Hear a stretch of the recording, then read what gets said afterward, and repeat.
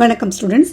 இந்த வீடியோவில் sigma bond and by bond எத்தனை நம்பரில் ப்ரெசென்ட் ஆகிருக்குது அப்படிங்கிறத CH2 double bond C double bond CH3 அப்படிங்கிற ஒரு காம்பவுண்ட் எடுத்துக்கிட்டு நம்ம பார்க்க போகிறோம். சிக்மா பாண்ட் அப்படிங்கிறது a type of covalent bond which is formed by axial overlapping. அதே நேரத்தில் by பாண்டுங்கிறது a type of covalent bond which is formed by sideway overlapping. இதை எப்படி ஈஸியாக கண்டுபிடிக்கிறது அப்படிங்கிறதுக்கு ஒரு ட்ரிக்கு பாருங்கள். Sigma bond is equal to total atoms -1, pi bond is equal to total bonds minus sigma bond.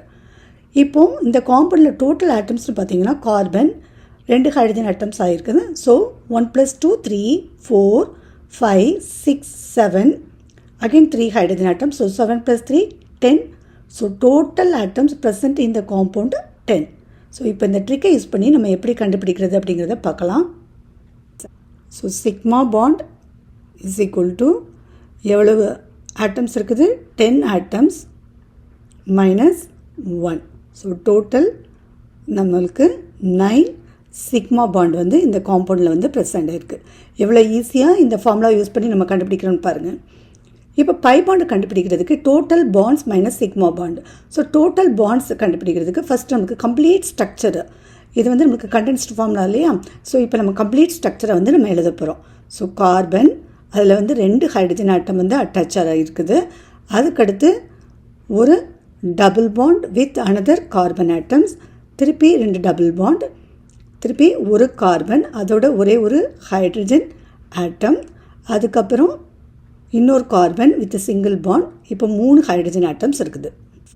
இப்போ எப்படி டோட்டல் ஆட்டம்ஸ் இருக்குதுன்னு பார்க்குறதுக்கு இது 1 2 இந்த டபுள் பாண்டை நம்ம 2 பாண்டாக கன்சிடர் பண்ண போகிறோம். So 3 4 5 6 7 8 9 10 11.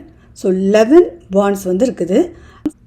So pi bond is equal to 11 total bonds. ஃபார்முலாவை பார்த்துக்கோங்க. Total bonds minus sigma bond. நம்மளுக்கு சிக்மா பாண்ட் ஆல்ரெடி கிடச்சிட்டு 11 - 9. ஸோ 11 - 9 தான் 2. இப்போ இந்த காம்பவுண்டு நீங்கள் பார்த்தீங்கன்னா இதில் 2 டபுள் பாண்ட் இருக்குது இல்லையா? இதில் எப்போவுமே ஒரு பாண்ட் சிங்கிள் பாண்டாக இருக்கும், இன்னொரு பாண்ட் பை பாண்டாக இருக்கும். ஸோ அதனால தான் நம்மளுக்கு 2 பை பாண்ட் இங்கே கிடச்சிருக்கு. ஸோ இந்த ஃபார்முலாவை யூஸ் பண்ணி நம்ம ஈஸியாக எந்த ஒரு காம்பவுண்டுக்கும் number of sigma and number of pi பாண்டை கண்டுபிடிக்க முடியும். இந்த வீடியோ உங்களுக்கு பிடிச்சிருந்ததுன்னா ஒரு லைக் பண்ணுங்கள், சேனலை சப்ஸ்கிரைப் பண்ணுங்கள். தேங்க்ஸ் ஃபார் வாட்சிங்.